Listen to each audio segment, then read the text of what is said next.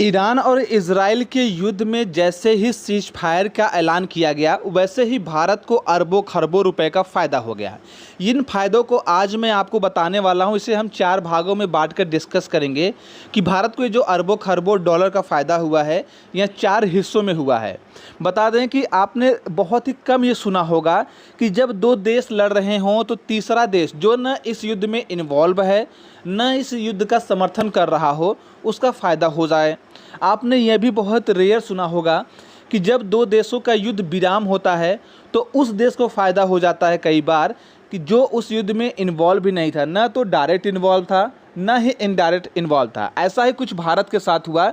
यूँ समझ लीजिए कि भारत को जैकपॉट हाथ लग गया है। ईरान और इजराइल के बीच जो युद्ध हो रहा था, उसमें अगर ये युद्ध लंबा चलता तो निश्चित रूप से भारत को अरबों खरबों का नुकसान होता, लेकिन इस युद्ध के रुकने से वो नुकसान तो खत्म हो गया, साथ ही साथ अरबों खरबों डॉलर का फ़ायदा जो भारत को हुआ है वह वाकई में काबिल तारीफ़ है। बता दें कि भारत को यह फ़ायदा 4 तरीक़ों से हुआ है। पहला और सबसे बड़ा तरीका यह है कि जैसे यह युद्ध खत्म हुआ, ईरान ने तुरंत ही भारत से कांटेक्ट किया है और लगभग 1200, जी हाँ आपने सही सुना, 1200 ब्रह्मोस मिसाइल की ऑर्डर देने की बात कही है।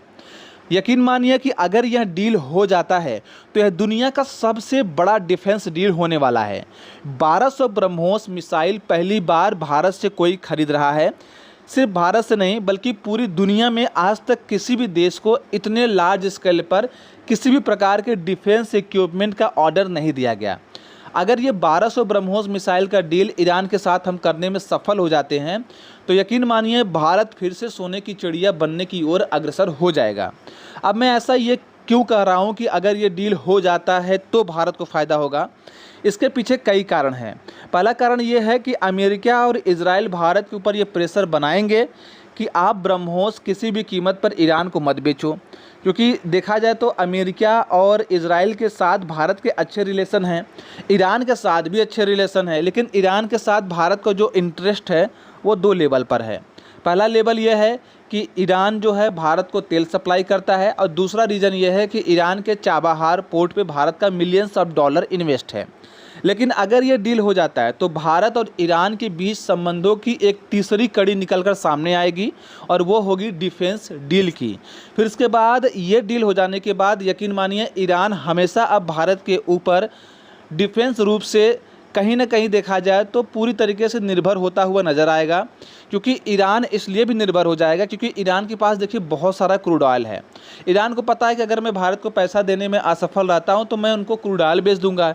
एक तरीके से यहाँ बार्टर सिस्टम हो जाएगा। भारत ईरान को मिसाइल देगा और ईरान सस्ते दामों पर भारत को तेल देगा। इसमें न तो डॉलर का एक्सचेंज होगा, न तो रुपीज़ का एक्सचेंज होगा, न तो ईरानी दिनार का एक्सचेंज होगा। ऐसे में अगर ईरान के ऊपर कल को हैवी सैंक्शन लगाया भी जाता है तो भी भारत को कोई फ़र्क पड़ने वाला नहीं है, क्योंकि अभी जो सैंक्शन लगाया गया है देखिए उसमें भारत ईरान से भी बिल्कुल तेल नहीं खरीद रहा है।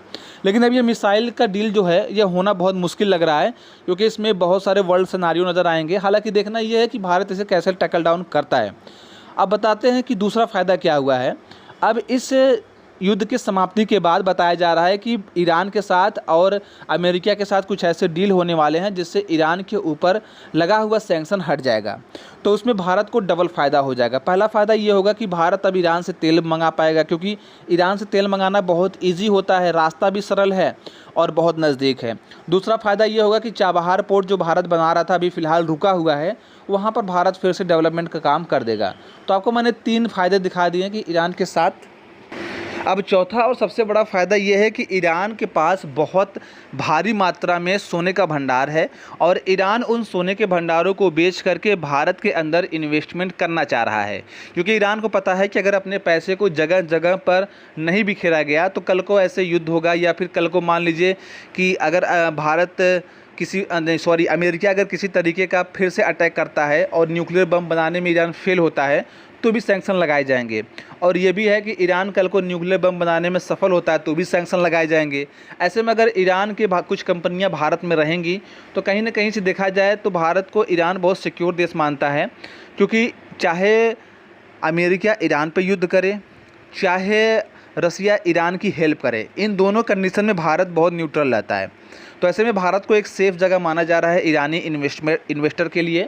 तो ईरान के लोग बहुत भारी मात्रा में अब भारत में इन्वेस्ट करने वाले हैं। तो ये सभी तरीके से देखा जाए कि यह सीज फायर जो हुआ, भारत को अंदाज़ा नहीं था कि इस सीज फायर से इतना बड़ा फ़ायदा होने वाला है। वैसे आप लोग कमेंट में ज़रूर बताना कि क्या भारत को 1200 ब्रह्मोस मिसाइलों का ऑर्डर ईरान से ले लेना चाहिए या नहीं।